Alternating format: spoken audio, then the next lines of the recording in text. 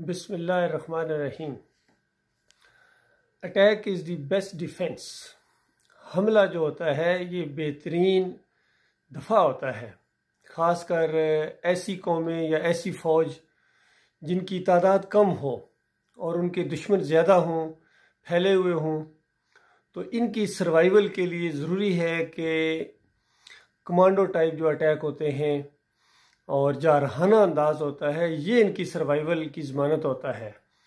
लेकिन अगर आप पूरी ज़िंदगी अपना दफ़ा ही करते रहेंगे और दफ़ा की हद तक अपनी तैयारियां करेंगे, अटैक आपके अगर पूरे प्रोग्राम में ही नहीं है, पूरी आपकी हिकमत अमली में ही नहीं है कि सिर्फ आपने अपने आप को और अपनी कौम को और अपनी फ़ौज को दफ़ा के लिए कि हम बस दफ़ा करेंगे जी, हम अपने मुल्क का दफ़ा करेंगे, तो इसके लिए अगर आपने तैयारी की हुई है तो फिर यकीन करें ऐन मुमकिन है कि आप वक्त आने पर दफ़ा ना कर सकें।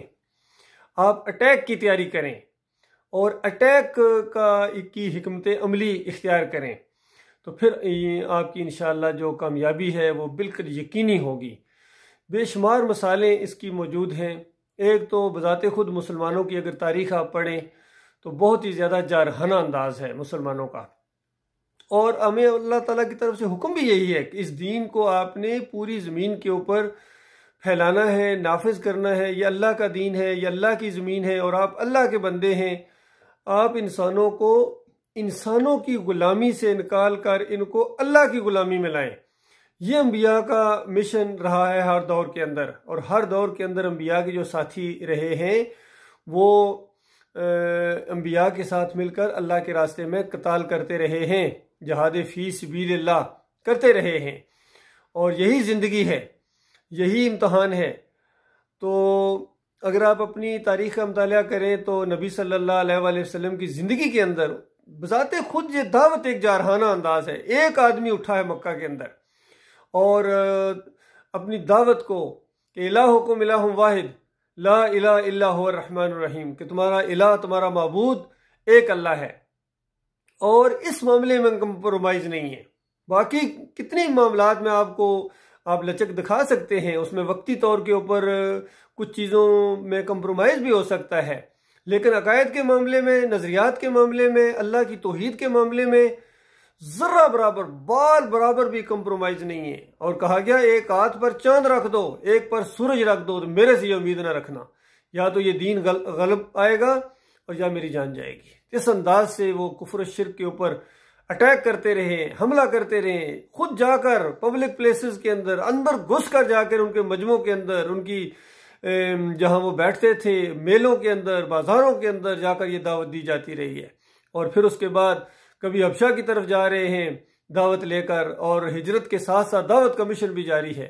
कभी मदीना की तरफ जा रहे हैं, वहां भी जाकर जो है कानून बनाए गए हैं, वायदे किए गए हैं और अपनी दावत को फैलाया गया है अटैक वाले अंदाज में। कुफ्र शिर्क के ऊपर अटैक किया है। फिर जब एक स्टेट कायम हुई है तो उसके बाद आप देखिए नबी सल्लल्लाहु अलैहि वसल्लम ने मुख्तलिफ कौमों को, बादशाहों को खतूत लिखे हैं, उनको दावत दी है, और जिन्होंने उसको नहीं माना है उनको 3 शराइत बड़ी बड़ी पेश की जाती थी। या तो तुम इस दीन इस्लाम को कबूल कर लो, हमारे भाई हो, तुम्हें वो सारे हुकूक मिलेंगे जो बाकी लोगों के हैं, और अगर ये नहीं करते हो तो उसके बाद फिर या तो जिजिया देकर ज़िंदगी बसर करो, तुम इस्लामी हुकूमत के अंडर आओगे, तुम्हारी बदमाशी नहीं चलेगी अब, और अगर ये भी तुम्हें कबूल नहीं है तो फिर मैदान जंग फैसला करेगा।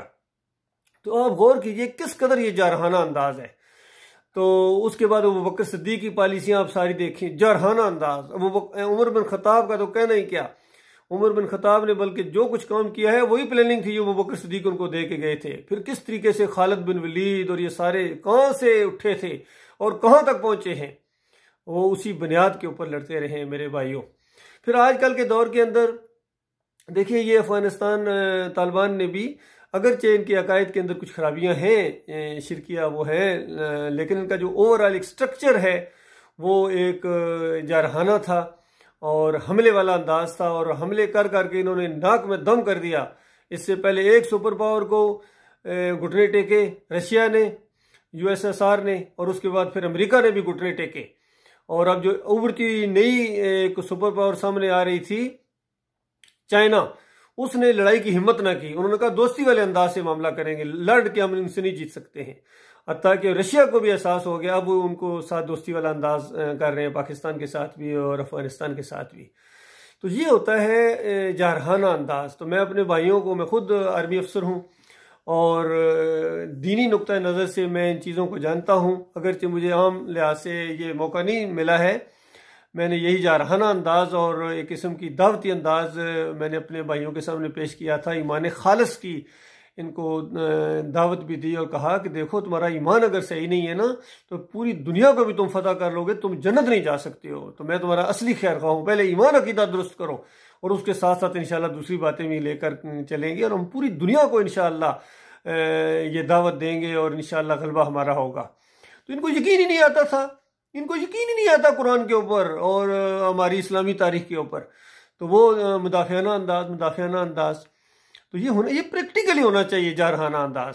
तो अभी जिस तरीके का एक माहौल बना हुआ है, फिर देखिए आज़रबाईजान और आर्मीनिया की मिसाल आपके सामने है। तो आज़रबाईजान ने जारहाना अंदाज इख्तियार किया था, अब उनको मिला है। बाकी हमने मुदाफियाना अंदाज में बताइए कि हमारा दायां बाजू काट दिया गया था, तो उसको वापस लेने का भी कोई इरादा नहीं है। तो ये जो है पूरा एक इरादा होना चाहिए, अज़्म होना चाहिए। फिर देखिए 1.5 साल हो गया है किस तरीके से हमारे भाइयों को वहाँ कश्मीर के अंदर इन्होंने लॉकडाउन किया हुआ है और हमें ज़रा बराबर हमारे माथे पर शिकनें तक नहीं पड़ रही हैं। तो तकरीरों से तो मामला नहीं होगा मेरे भाइयों, इसमें जारहाना अंदाज इख्तियार करना पड़ेगा।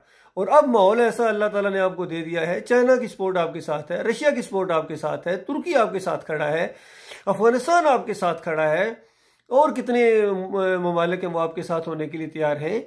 तो आपको जारहाना अंदाज इख्तियार करना पड़ेगा। और हिंदू कौम की एक ज़हनियत आप समझ लें, ये बात जहन में रखें आप, हिंदू ताकत की पूजा करता है और कमज़ोर को दबाता है। तो अगर आप कमज़ोरी दिखाएंगे तो वो आपको दबाएगा, वो नहीं छोड़ेगा। और वो जो अभी इसराइल उसके साथ मिल गया है, अमेरिका उसके पीछे खड़ा हो गया है, तो अब उन्होंने आपके ऊपर हमला करना ही करना है, जंग होनी ही होनी है। तो बजाय इसकी कि आप दफा वाली जंग लड़ें और बाद में जी उन्होंने पहल की थी, भाई क्यों उन्होंने आपने पहल क्यों नहीं की है, इसमें क्यों आप डरते हैं? माहौल भी है, मौका भी है, ज़रूरत भी है और आप के अंदर इतनी ताकत भी है। तो ये सारी चीज़ें अपने जहन में रखते हुए एक जारहाना अंदाज की पॉलिसी बनाई जाए और उसके बाद आप देखेंगे अल्लाह ताला आपकी मदद करेगा। ईमान भी खालिस किए करें, तौहीद को इख्तियार करें, शिरक से तौबा करें, ज़रा बराबर शिरक नहीं आपके अंदर होना चाहिए। ये इंशाल्लाह ये मसला भी इंशाल्लाह फौज ही हल करेगी। बाकी ये सियासी लोगों की बस की बात नहीं है, मौलवियों की बस की बात नहीं है। इंशाल्लाह ये मजहबी जो दीनी मामला है ये भी फौज फ़िरका बंदी का खात्मा करो। कोई बरेलवी, कोई देवबंदी अहले हदीस नहीं होना चाहिए, कोई ये जमहूरी सिस्टम नहीं होना चाहिए, खालिस अल्लाह की बंदगी होनी चाहिए, अल्लाह का कानून बज़ोर ताकत नाफज किया जाए। तो ये आपकी जिम्मेदारी है। इंशाअल्लाह हर अंदाज से आपकी रहनुमाई भी की जा सकती है। और मैंने ये जो चैनल बनाया है और दावती अंदाज भी मेरा जारहाना अंदाज है, क्योंकि मैं कुफ्र शिर्क के ऊपर अटैक करूंगा। इन्होंने हर तरफ ये फ़िरका बंदी, मसलक परस्ती ये फैला दी है और जहां भी जाओ, जिधर जाओ, अल्लाह की तौहीद को सुनने के लिए तैयार नहीं है। तो अल्लाह के बंदे जब भी उठेंगे जारहाना अंदाज से उठेंगे मेरे भाइयों। बसों के अंदर, ट्रेनों के अंदर, पब्लिक प्लेसेस में, चौकों में, चौराहों में खड़े हो जाओ और अल्लाह की तौहीद को बयान करो, कुफ्र शिर्क के ऊपर हमला करो और इनको सब बिल्कुल बताओगे तुम किसी असल के ऊपर नहीं हो। तो मूर्ति का पुजारी हो, मूर्ति का पुजारी और कब्र का पुजारी, गुम्बद का पुजारी बिल्कुल एक बराबर है। जिस तरह बुत नहीं सुनते हैं, गौर कीजिए मेरी बात के ऊपर, जिस तरह बुत नहीं सुनते और ना खाते और ना पीते और ना नफा नुकसान दे सकते हैं, इसी तरह ये गुम्बद वाला, ये मज़ार वाला, ये कब्र वाला, ये ना सुनते हैं, ना देखते हैं, ना समझते हैं, ना जवाब देते हैं, ना नफा देते हैं, ना नुकसान देते हैं। तो इनकी पूजा करना, इनकी चादरें चढ़ाना, इनके ऊपर वास्ते वसीले और नजरों न्याज़ें पेश करना, रुकू और सजदे करना, ये खालिस बुत परस्ती है। तो ये शिर्क और कुफ्र के ऊपर भी इसी तरीके से अटैक होना चाहिए और तब इसका सर कुचला जाए और फिर सारे के सारे इन मसलकों को छोड़कर और फिरकों को छोड़कर सिर्फ हम मुस्लिम हैं, मुसलमान हैं, बस मुस्लिम, मुस्लिमून, मुस्लिम, बस ये सारे सहाबा इकराम मुस्लिम थे, सारे अंबिया मुस्लिम थे। याद रखिए, ये फिरके बाद में बने, इनकी ताकत को पारा पारा कर दिया गया, इनको आपस में लड़ा दिया गया, नफरतें हैं, आपस में लड़ाइयाँ हैं, झगड़े हैं और मसलक हैं, ये खालिस शैतानी चीज़ें हैं। लिहाजा गौर व फिक्र करने के बाद कुरान को अल्हम्दुलिल्लाह से लेकर वन्नास तक पढ़ो, आपको यही मसला मिलेगा। अल्लाह ताला गौर व फिक्र करने और इसके ऊपर जम जाने की तौफीक अता फरमाए।